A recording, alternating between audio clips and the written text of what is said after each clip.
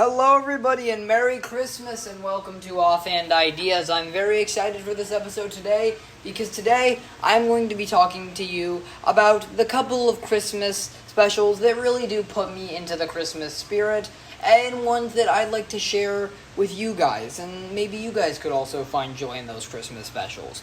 But before we get in, please like, comment, and subscribe. Our 1-year anniversary video is coming up next week, and I do not think you want to miss that. So be notified so it'll come your way, and let's get into it.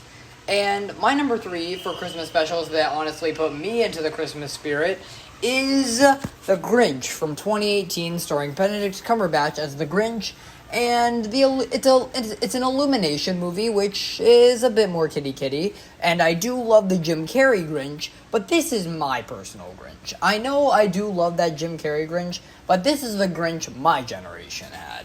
And that's why it's really my personal favorite, because it's a nice, refreshing take on the story, and I think Benedict Cumberbatch is a very, very good Grinch. Max is really good, and the actress who played Cindy Lou Who is really good as Cindy Lou Who. I think everyone did amazing in this, and Illumination doesn't really stick to their kitty standard and actually goes into some emotional topics with this one, which I really enjoyed, and I really liked that this movie did. I'm really happy it didn't stay with that kitty minion everywhere thing Illumination does. And I'm really happy that they really took the time to introduce the Grinch and understand why he hates Christmas. And yeah, that's my personal number 3. And for my number 2, it is...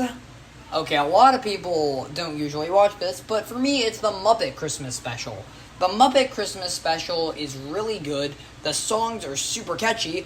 The puppets are amazing as always. Jim Henson really did cook, even though this was after he died.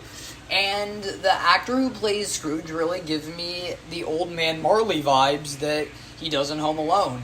And Home Alone is not up here. I'm sorry. I don't know. I just don't watch it every year like I do these other Christmas specials. I just watch it when it's like on a movie night and my parents pick it. But yeah, I really like this Muppet Christmas Special. It's amazing. It's got that classic Muppet humor. And Gonzo and Rizzo are at their peak selves in this movie. I love Gonzo as the narrator. I don't think they could have chose a better Muppet to be the narrator. And I love that the Muppets are basically side characters, but at any point in the story, it doesn't feel like they're side characters. They're still the main point of the special. They're not sidelined, but they do kind of sideline them when they need to. But you don't really notice it because they're very prominent in the entire thing. But yeah, that's my number 2, and my number 1 is The Nightmare Before Christmas. I know this isn't a Christmas special, it's a movie, but you could argue The Grinch wasn't a Christmas special either, and it's a movie as well, but I'm putting it here anyway. I love The Nightmare Before Christmas. Tim Burton and Henry Selick really cooked on this film. It was amazing. It took 20 years to actually be made. And after Batman, Beetlejuice, and Pee Wee Herman and Edward Scissorhands, Disney wanted Tim Burton back to make this film, and I can see why, because this film was really, really good. It's on the Who Framed Roger Rabbit level of filmmaking, where you can tell no executives dared to touch this, so that just makes it all the more good. And Jack Skellington, he is amazing. I love all of his songs, including, what's this? What's this? There's color everywhere. What's this? There's lightning in the air. What's this? And that's amazing. Sally is more of the typical love interest. She actually, cares about Jack as a friend. She's really good. Dr. Fickelstein is cold as always, but I love him. I love Dr. Fickelstein, even though I'm not really supposed to love Dr. Fickelstein, but he's good. Oogie Boogie is one of the greatest Disney villains in all of the 90s.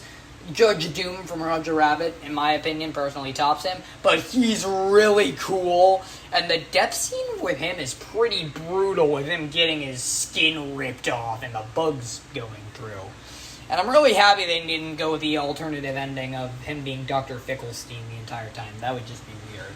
But none of them outclass the man, the myth, the legend.